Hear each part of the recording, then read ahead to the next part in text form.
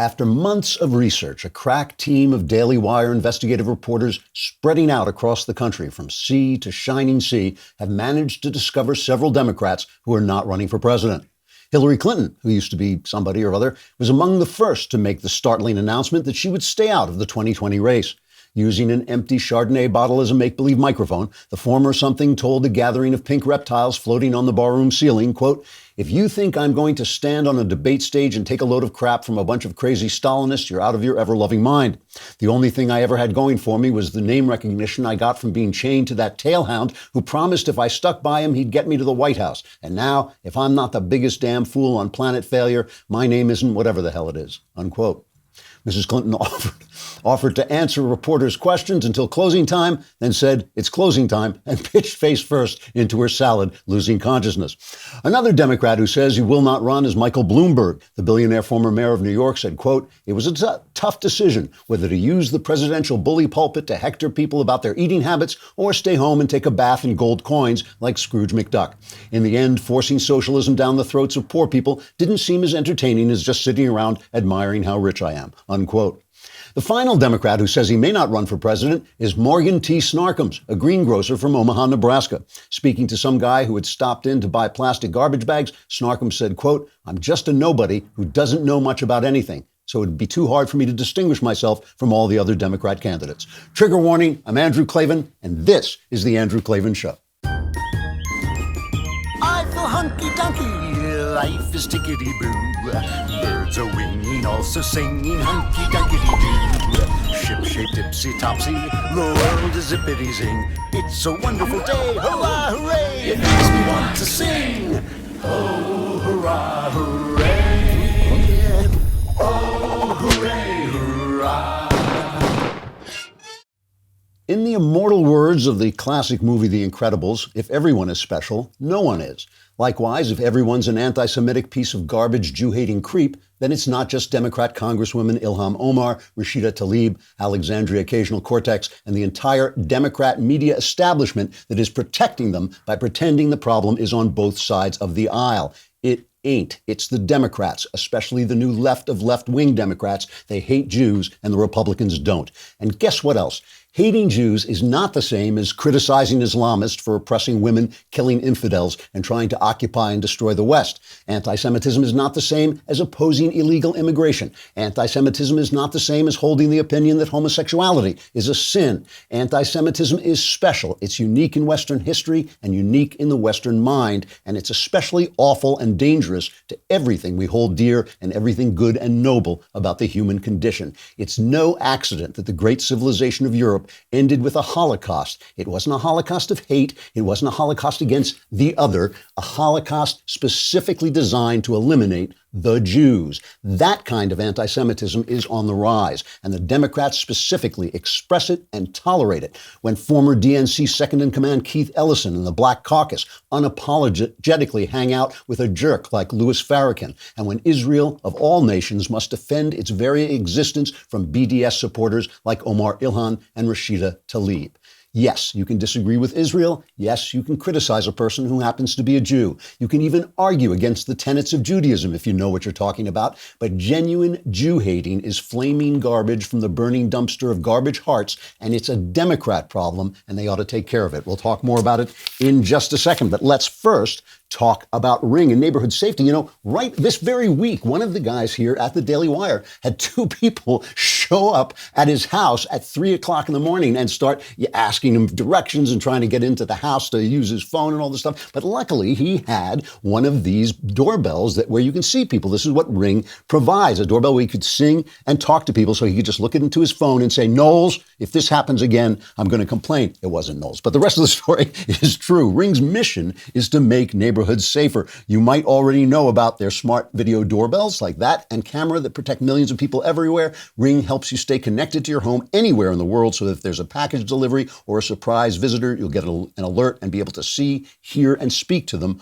all from your phone. In fact, that's thanks to the HD video and two-way audio feature on Ring devices. As a listener, you have a special offer on a Ring starter kit available right now with a video doorbell and a motion-activated floodlight cam. The starter kit has everything you need to start building a ring of security around your home. Just go to ring.com/Klavan. That's ring.com/Klavan. And when it comes to your door, you just press the button and say, how do you spell Klavan?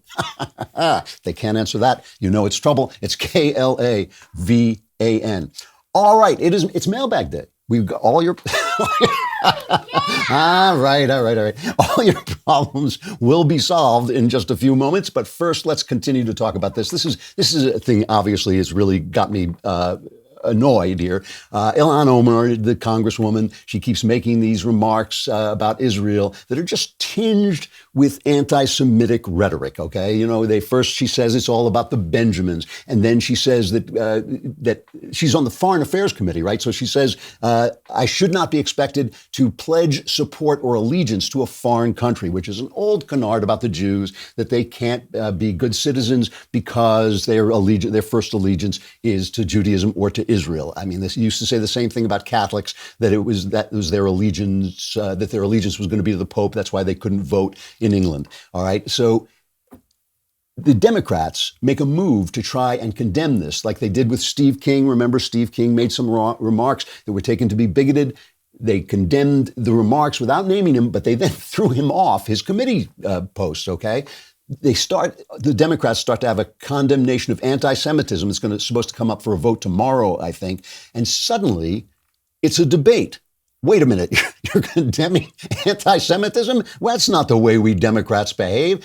These new young leftists are rallying around Congresswoman Omar and saying, you know, that she should be allowed to say these things. She's just attacking Israel. She's just criticizing Israel. And therefore, we need to put all this other stuff in this condemnation. Let's also condemn, anti-Muslim statements. Let's also condemn homophobia, all this stuff. And all of the young Democrats are basically looking to dilute this from what it's supposed to be, because anti-Semitism, look, I've said this a million times, I won't go into it forever, but anti-Semitism is the worm at the core of the Western apple. It is a hatred of God. It's a hatred, the Western civilization is built from a classical tradition and the Jewish tradition that comes to us through Jesus, the Christian tradition.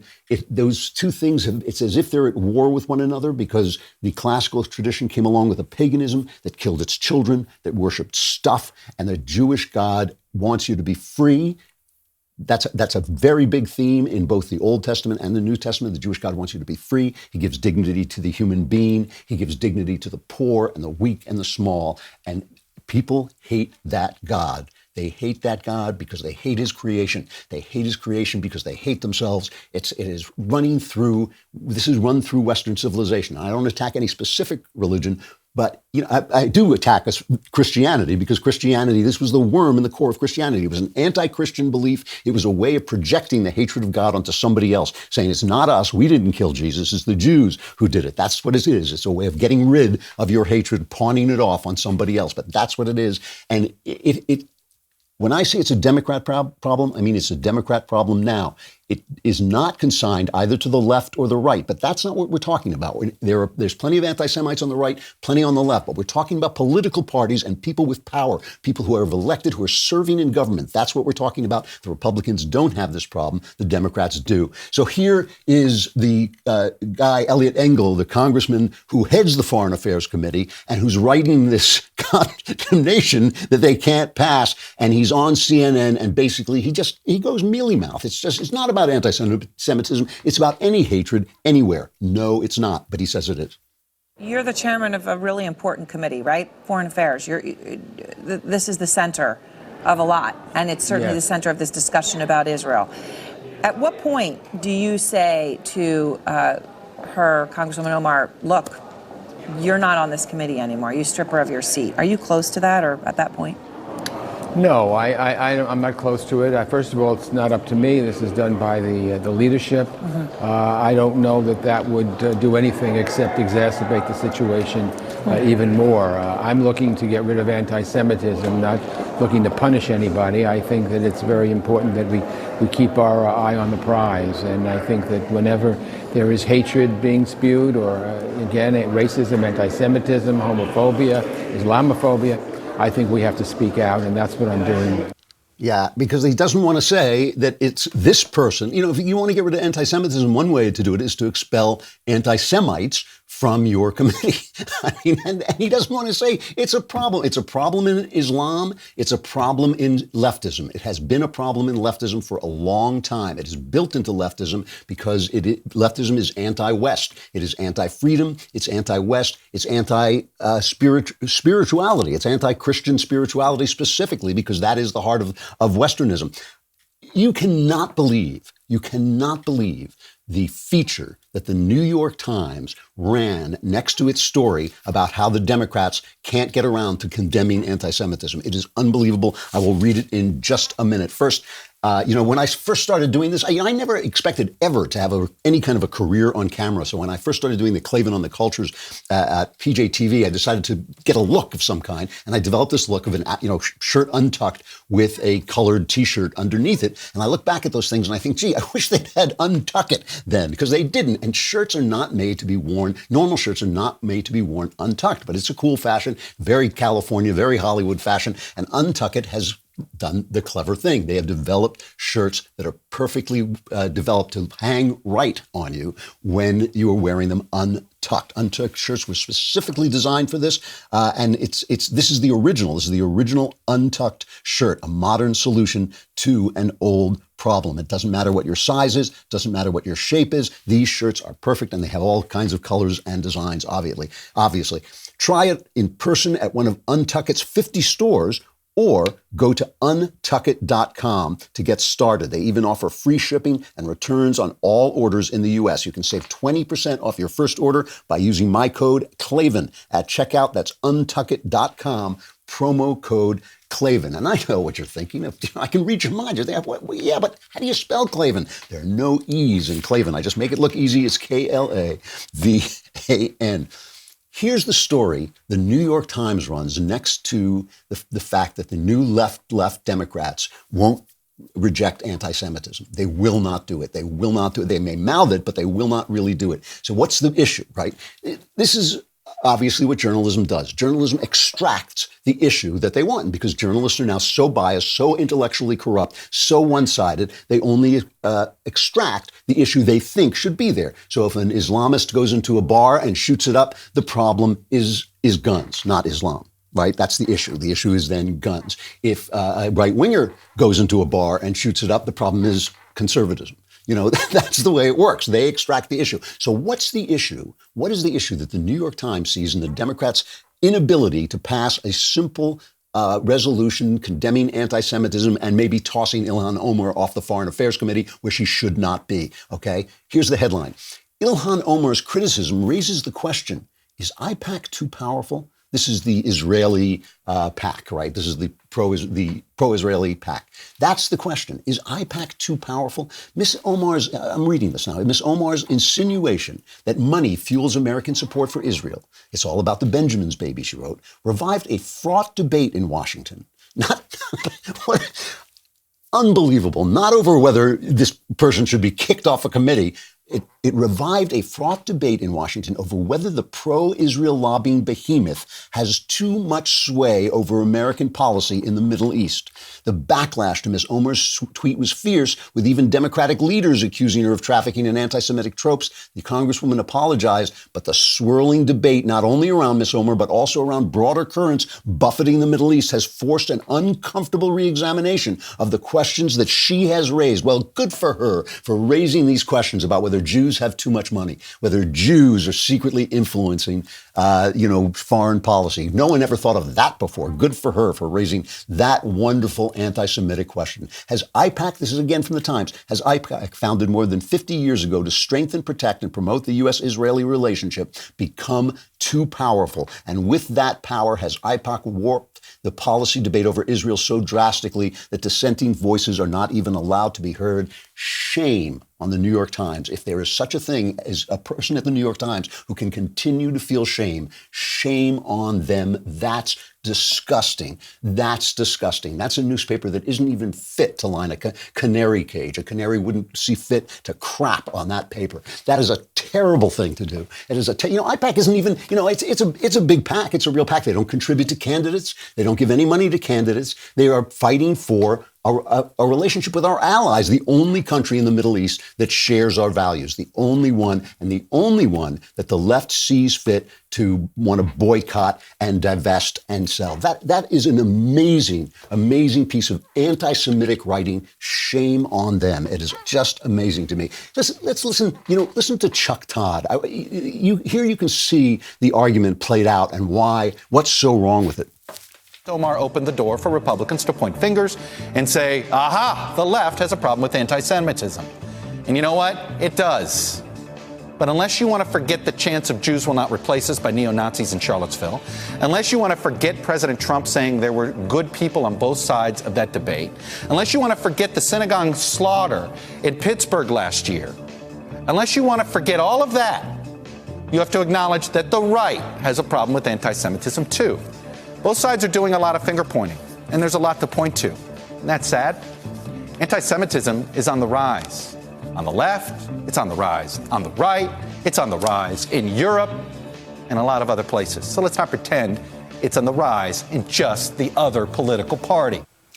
Left and right are not political parties. Left and right are not political parties. They are political positions. And it is true on the far left and on the far right, or as they now call it, the alt-right, which I think is more fair because it's an alternative to actual American conservatism. It's not American conservatism. But let's just divide the world into left and right. On the far left and on the far right, there is anti-Semitism. Listen to who he compared. This is a congresswoman. This is a woman in the halls of American power.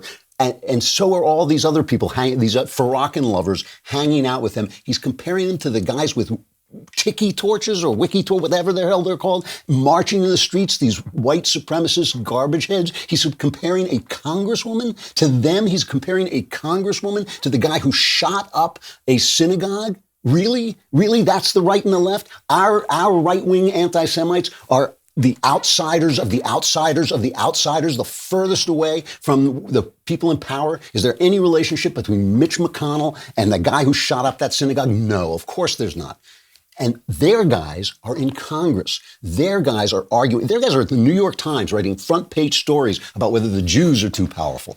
That's a ridiculous comparison. And he throws in that canard about Trump saying there were good people on both sides. He was obviously talking about the statue controversy. It was a stupid, tone-deaf comment, but it was not anti-Semitic, and it was not supporting white supremacy. That is just crap. If it were supporting it, somebody would have asked him, do you mean that? But nobody has ever asked him, does he mean it? Because that's not obviously what he was talking about. That's ridiculous. It is ridiculous, and they're doing it to run interference for a Democrat Party and a left-wing philosophy that has become, by nature, infested with anti-Semitism. Barry Weiss is a writer. I think she's a writer at the Times, though she's constantly under fire because she's not woke enough. But she's been writing a lot about this. And she and her dad, Lou Weiss, attended the synagogue that got shot up. So it had a big effect on her. And Barry was on The View, and she was saying the same thing. It's on the right and on the left. But she did talk about the way it slips under the guise of progressive politics. This is cut number 2. As you said, when you see people marching with tiki torches or you hear the Pittsburgh killer writing on social media, all Jews must die, that's very obviously eliminationist. The problem with anti-Semitism from the far left is that it oftentimes is smuggled into the mainstream under the guise of progressive values. So it says about itself, I'm just standing up for the downtrodden Palestinians, which they are. I am just standing up for justice. I'm standing against racism. And so that kind of language is a siren song, including to Jews, 75% of whom vote for Democrats. And so that's the problem with it, is that it's not as easy to spot, oftentimes because it says we're just about criticizing Israel. In the case of Did Nancy Pelosi shut it down? Nancy Pelosi shut it down very aggressively with Ilhan Omar. The problem is that she still has a spot on the Right. Congressional Foreign Affairs Committee, and that's a real question.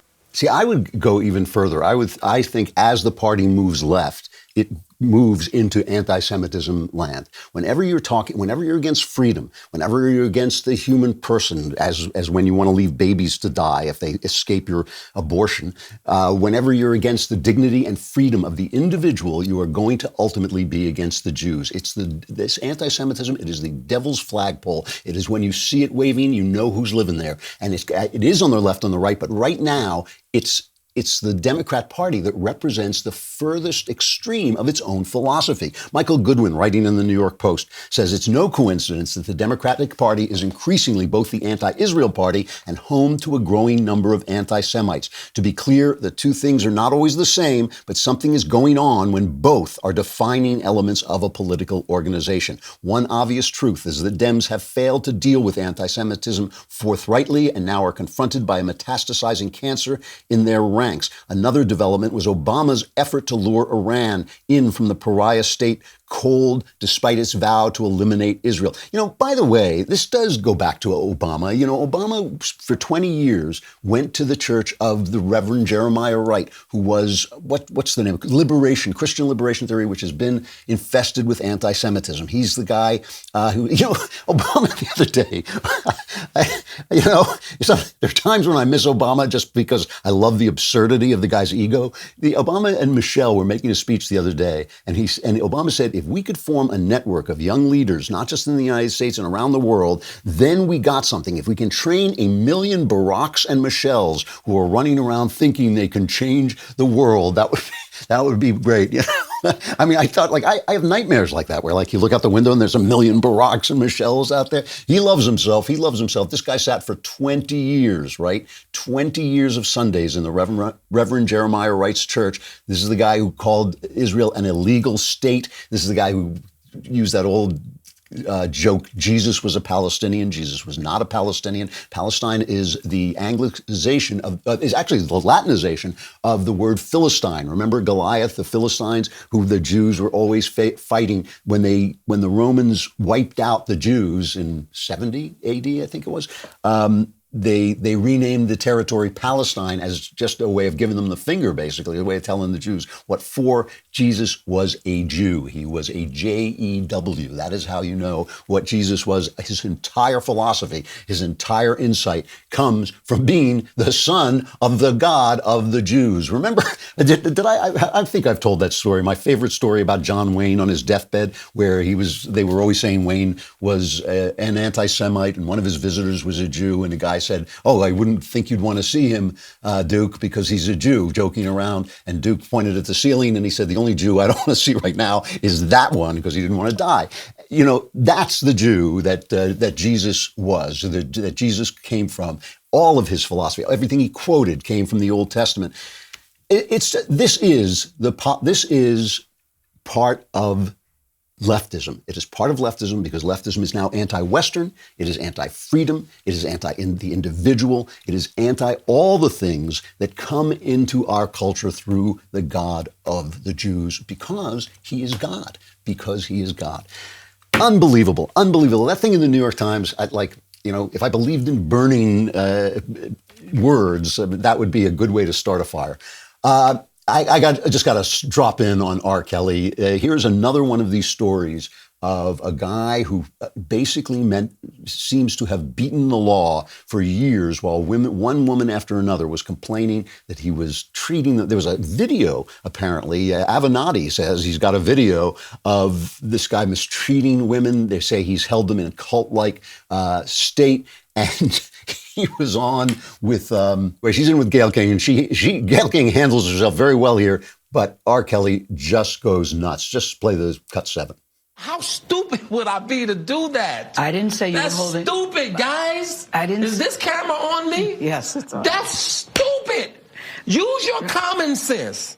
Don't forget the blogs. Forget how you feel about me. Hate me if you want to. Love me if you want. But just use your common sense. How stupid would it be for me to, with my crazy past and what I've been through, right now I just think I need to be a monster and hold girls against their will, chain them up in my basement, and don't let them eat and don't let them out unless they need some shoes down the street from their uncle.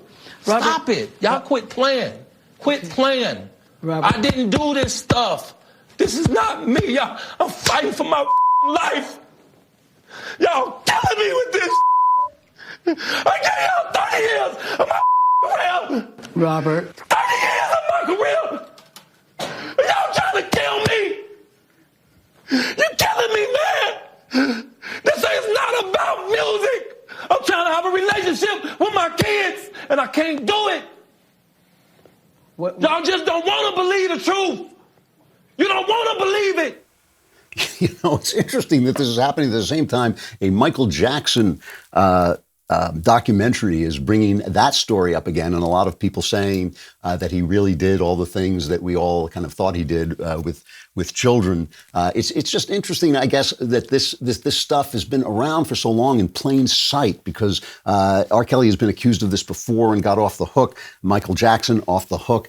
It's interesting that it's been around, and this change, I guess, from the Me Too movement, which I believe to be a reaction to the fact that a lot of these stories were buried to protect Bill Clinton. A lot of these stories were buried to protect Bill Clinton, and then when they thought, oh, we can go up against Donald Trump with this stuff, we'll make an issue of it, and it turns out a lot of the people getting caught are not the kind of Trumpian people they wanted to have caught.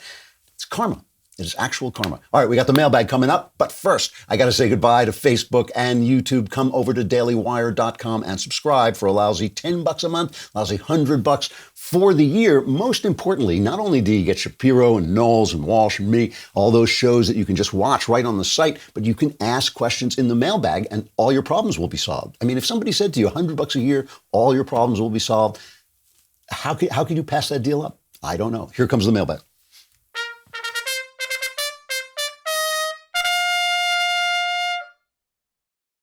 Mailbag.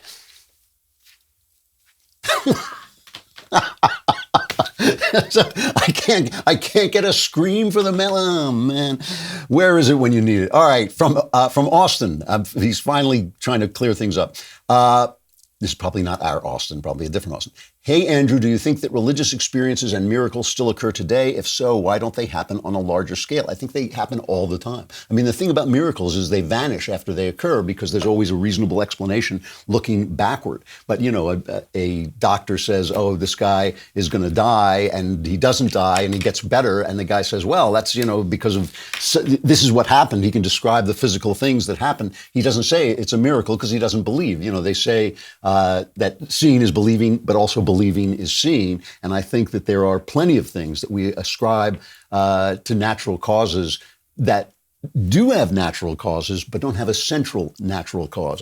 One of the character in one of my novels once said, there's a reasonable explanation for everything, and that's the one some people choose to believe. So I think one of the things I have found since I became a believer is that once you see it, you can't unsee it. It's happening all around you in ways that make it is more sensible and simpler to describe it as miraculous or the work of God than to go back and sort of reconstruct a reasonable explanation. There's always is a reasonable explanation going backwards, but not always going forward. From Tori, dear Klavan, the great, I have been here listening from the beginning. Your wise words are always a bright place in my day.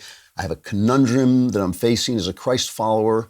I'm in the 60th year of my life and in the healthiest and best romantic relationship of my life with a widowed man I started dating last year after I left a 30-year-long abusive marriage. The man I'm dating is a good guy, but he has a dual Canadian-U.S. citizenship. Most of his family are in Canada. To be close to his aging mom, he moved back to Canada. So we've been having a long-distance relationship. He's retiring from his job next year, and here's where it gets complicated. I knew there was a chance that we would live in Canada for a while, and I was open to that, but I got terrible news that changes everything. Before I met him, I drove home with a couple of glasses of wine and got a DUI. That awful experience taught me a lot, and I've been honest about it. I've only visited in Canada once, but just found out that their laws can forbid me to visit and to live there, even if we're married, for a period of at least 4 years. He has some compelling reasons to stay up there, and I'm devastated that I can't see a way through this. I can't continue to be in a long-distance relationship, but I can't imagine giving him up. What in the world can you suggest? You know, there's a lot of underlying stuff in here. First of all, you didn't say that they have banned you. You said that they could ban you. I sincerely doubt that they would ban you for a single DUI, especially if you were married. I'm wondering if there's some other issue.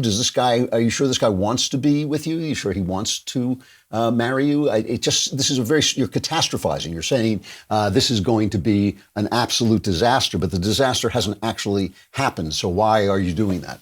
There's got to be some underlying reason. Is it because you feel insecure in the relationship? I mean, I would just go forward and see what happens. If Canada does make a move, you can't change their laws. So if Canada does make a move to ban you, then you and this man are going to have to work something out. He can come back across the border. And if they do, I'm sure you can probably appeal the decision as well. I really sincerely doubt that one DUI is going to keep you out of the country. But even so, that's just something that you work out with him. But it just sounds to me like you're actually dealing with something else that you suspect about this relationship, that maybe he's not into it as much as you want him to be. I'm not sure, but it just sounds like you're making a catastrophe where none has existed. Or maybe I don't have enough information, but that's what it sounds like to me. From Paul, oh great and wise Klavan with no E, how is it that the Border Patrol Council briefing, which naturally were reported by other outlets to be as low as 30% lower than Daily Wire's, it doesn't include the word invasion? If one considers that 268,000 people are coming in, that's larger than the standing armies of all but 17 countries, and larger than both the invasions of Afghanistan and Iraq. It's 30 people an hour. How is that not an invasion? I actually don't think it's an invasion, just to be honest with you. I mean, it's an invasion metaphorically, but if you're talking about an invasion, which is a unified army attacking your country in order to occupy it and conquer it, that's an invasion, or even to pillage it. That's an invasion. These are people coming because probably a lot of them, their lives are terrible. They're trying to find a place to live. They're trying to get in. You can call it an invasion in the same way, that you can. That's a metaphor. You can use that metaphor, but it is a political metaphor, and you can't get carried away with that because it's not a group of armed. It's not an armed army trying to take over the country, which is what an actual invasion is. That's the reason they're not using it, because it's a political trope that Trump uses to gin people up, basically. From Jack to Lord Klavan, repository of wisdom and bastion of truth. In the news this week was a story from London where researchers have allegedly cured a man of HIV, making him the second such case. This is certainly an inspiring and monumental scientific accomplishment, but it has me wondering about what this kind of progress could indicate for the future of humanity. We live in a time when technology is developing amazing leaps and bounds. I find myself pondering with a fair amount of unease a future of humanity in which there's no suffering, no disease we can't cure, no flaw we can't edit out, no problem we can't fix. As a Christian, I believe in an intelligent design and God's plan. And while I don't pretend to know God's plan, I have observed that from the ashes of tragedy, good can often blossom. This brings me to my question, which is, what is your opinion on the relationship between technology, suffering, and spirituality? Should there be any limits to which problems we address with science? I love the show. Thank you for broadening my thinking and keep up the good work. Jack, I think that from my point of view, you're approaching this from the wrong direction. You don't have to worry about God's plan. God has his plan well in hand. God is bigger than you. He's stronger, faster. He practices while you sleep, okay? God's plan is fine. So we don't have to worry about that. What you have to worry about, basically, for both yourself and for your family and for your nation, is whether we are going to be led by God or whether we're going to be dragged by him, because God believes in our freedom. I mean, that is a big part of the Bible. I seriously believe that the second fall of man was when the Jews went to the prophet Samuel, I believe, and said they wanted a king. They didn't want to live free. And Samuel said, that you don't know what this is. You're going to be enslaved. It's going to be terrible. And God said to him, they're not rejecting you. They're rejecting me. When you reject freedom, you're rejecting God. So what you have to worry about is, and so God will give you freedom and he will allow you to destroy yourself. He'll allow you to destroy yourself. He'll allow your entire country to destroy itself, to make those choices. But his plan will be fine. So what you're really thinking about here is what happens in a world in which we can eliminate consequences. Now, I do not believe that science should be restricted in any way as long as it's not doing harm. But of course, human actions have to be restricted. I'll give you an example. I really have big questions about antidepressants. I think they are way, way, way overprescribed, okay? And I think that they're prescribed for nothing, and I don't think anybody takes people off them, and I don't think people get the talk therapy they need when they're on them. And I think they're being used to basically drug people out of their unhappiness. I also think that using them creates the idea in society that we are chemical bags that can be fixed and tuned up, and that creates more depression. Depression is on the rise. It's not going down, even since the invention of antidepressants. That doesn't mean that antidepressants don't have a use. There are people who are depressed because of brain chemical imbalances who can be fixed that way. And that's a fair use of them. I just think they're overused. So it's people's actions using technology that are bad. The internet, greatest invention of my lifetime. Love the internet, changed my life. It's terrific. I love it every day. I'm always on it. I think it's great. You get addicted to porn on the internet because it's so easy to get your hands on it. That's on you. That's your behavior. So it's human behavior that's always the problem. It's not the technology. If we eliminate, remember, Jesus said that if you follow me, you are going to perform miracles even greater than mine. And that's what's happened to Western civilization. That's what's happened to Christendom, the heartland of science, the birthplace of science. We are going to perform incredible miracles.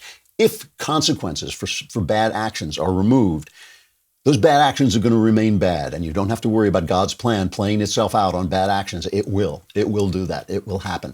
But what you do have to worry about is how are you going to explain to people that these things are bad when, for instance, you can sleep around without having a baby, without getting pregnant, without being dishonored. How are you going to explain that that's a bad thing, that that's not the way you should treat your body? Well, people are still going to be unhappy if they do that. It's still going to be a miserable life. It's still going to be a miserable way to treat yourself. People who fall in love and have love are still going to be have more fulfilled and real lives because God's plan is still going to be in effect.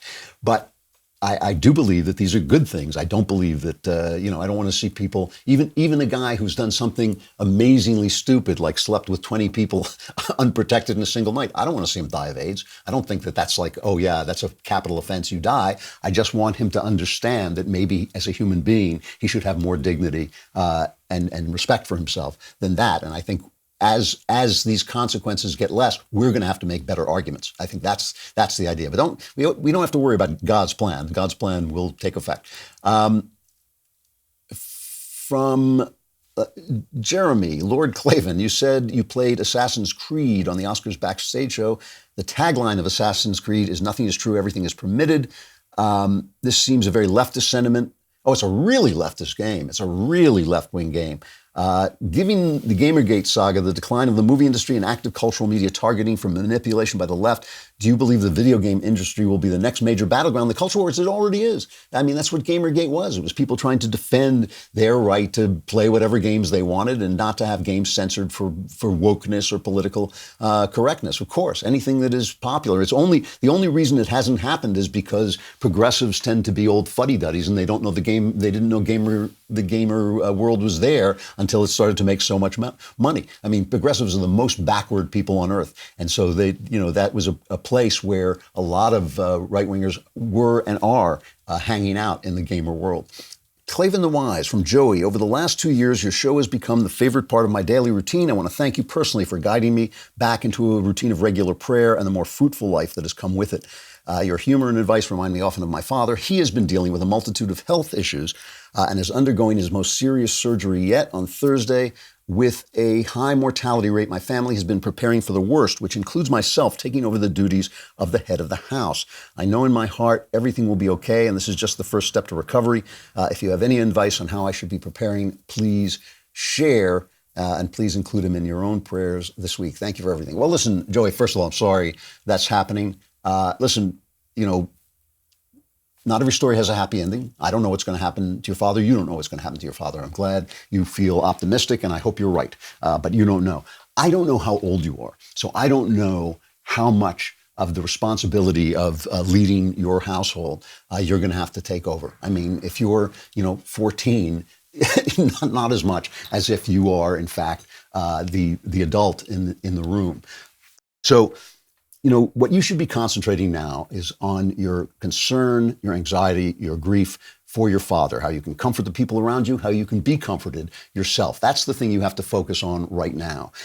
If the worst comes to the worst and you lose him, you're going to have to start to find out if you are going to take a leadership role, then your leadership role is going to be about comforting people, making decisions, understanding how the household works, where the, what the kind of situation on money is, and all those other things that heads of households take care of, whether they're male or female. If you're going to be a leader, you're going to have to be a leader on how to grieve, on how to lead people from grief into a wiser and deeper feeling about life. But right now, your issue is dealing with your own emotions and the emotions of the people around you in this very, very trying, troubling time. And, again, I don't know how old you are, so it's hard for me to give a reasonable answer to this question about what your role is going to be if the worst comes to the worst. But let's hope it doesn't. Let's pray it doesn't. And you'll have time with your father left. And in that case, if you do, maybe this is something that you should talk to him about and ask his opinion on. Let's see. Is there anything else I can do? Well, here's another question about, this is from Andrew. It says, I have to ask that you say you use sex and cursing in your writing today because that's what reflects reality today. Couldn't you create an amazing story and world without the sex and cursing? Wouldn't that be better to present for the society over feeding into what our society today expects and wants? I love Another Kingdom, but honestly think the story is so amazing without the sex and cursing. It would, if anything, be a good example for other conservative writers to look up to strive to write such great stories as Another Kingdom. What are your thoughts on this? I truly admire and appreciate all you do. # let wisdom reign. I've spoken about this before. I tried to write Another Kingdom without any cursing in it, and it just seemed silly. It just didn't reflect the people who I was writing about. Listen, I believe that you are responsible. Rush Limbaugh always he's got kids that he's got talent on loan from God. But I believe that's literally true. The word talent comes from a parable in the New Testament in which 3 men are given talents, which were a measure of silver. They're given talents and they're supposed to do something with it. And that has become, this is your talent. This is your gift that you have that you're supposed to do something with. I believe that I don't serve God when I don't write the truth.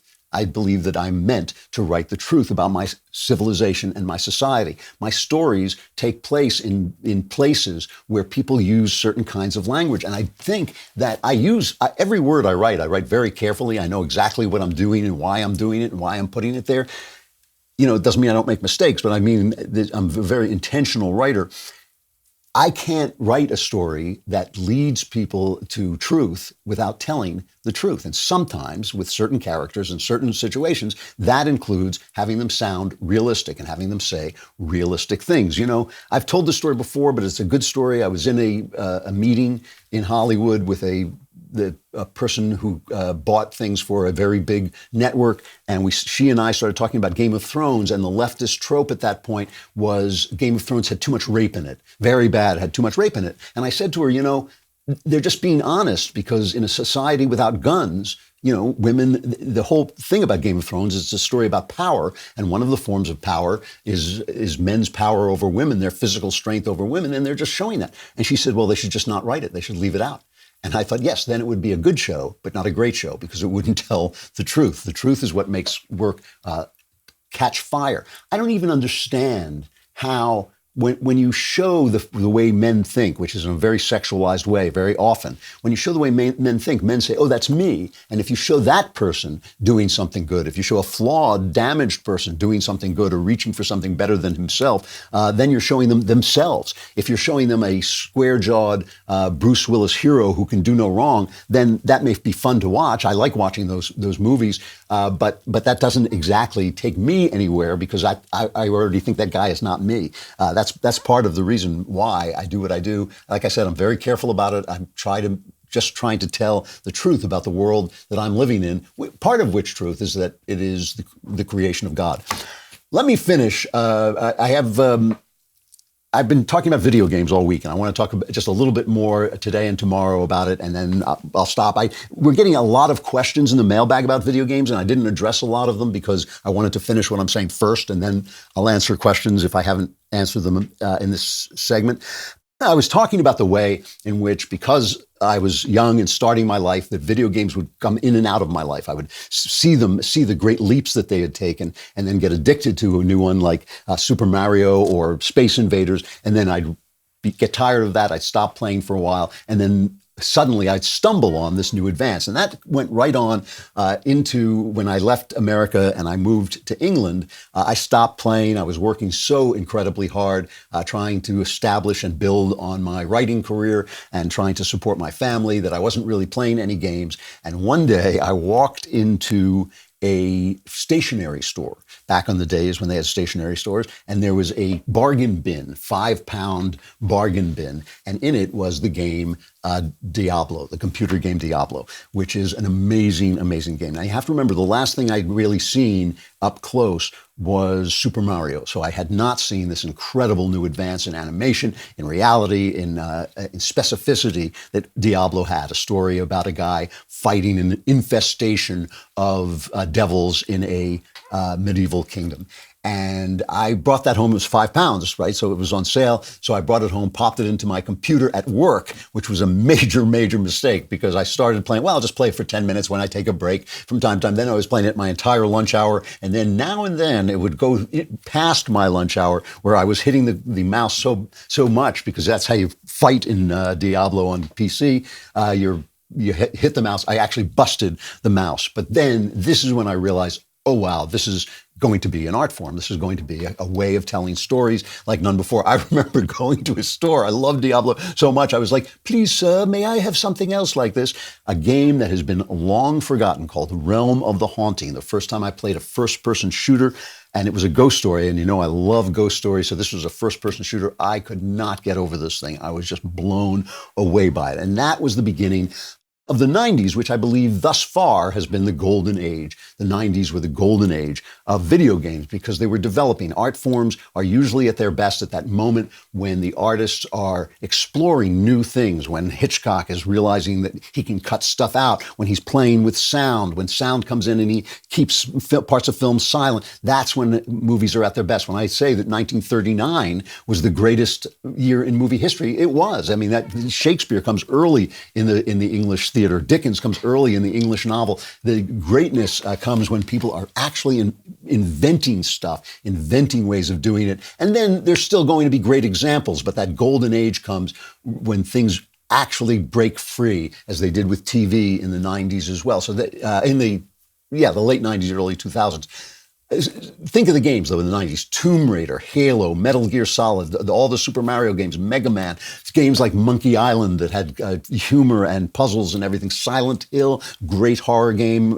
Resident Evil, Apocalypse, talking about Bruce Willis. Bruce Willis voiced that, one of the first major stars to be in a game. I was playing them all. So I was playing everything, got a platform at home, had to take it out of work so I wouldn't waste my work day, but I was coming home, was playing it with my daughter, playing it with my son. And when I saw about it, you know, there had been all this talk about hypertext fiction, that once there was a hypertext where you could press a button and leap from space to space, you'd be able to create new stories that didn't have a single thread. Well, it turns out that people like a single thread. They want to be told stories. But what was different about video games was that video games, like the movies, are essentially a visual art. They're essentially a visual art. The thing about movies is it's really, they tell stories through pictures. This was Hitchcock's great discovery, that sound was not necessarily the kind of innovation it would be at the theater, say, where everything is really the language. In movies, it really is what you're watching. And that's why screenplays have gotten shorter and shorter. They're half as long now, even more than half as long than they were during the golden age of film,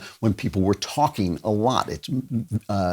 Art forms follow their own logic to become the extremist form of what they are. So movies have become much more visual. What really struck me about video games as an art was how immersive they are, was that the gameplay, the story led you into a visual world so that you felt, as I have never felt in any other form, completely wrapped up in it. It was an amazing thing to be in a medieval village, to be in an apocalypse, to be in a jungle. A lot of the stories were being stolen. Resident Evil was stolen from Night of the Living Dead. The Tomb Raider stories were obviously Indiana Jones with a girl with a great figure.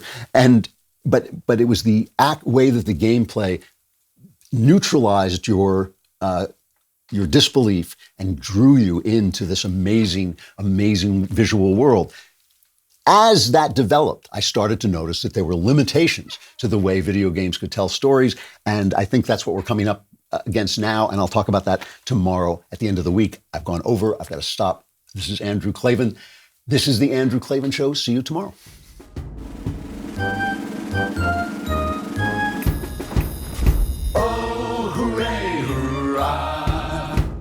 The Andrew Klavan Show is produced by Robert Sterling. Executive producer, Jeremy Boring. Senior producer, Jonathan Hay. Our supervising producer is Mathis Glover, and our technical producer is Austin Stevens. Edited by Adam Sayevitz. Audio is mixed by Mike Cormina. Hair and makeup is by Jesua Alvera. And our animations are by Cynthia Angulo. Production assistant, Nick Sheehan. The Andrew Klavan Show is a Daily Wire production. Copyright Daily Wire 2019.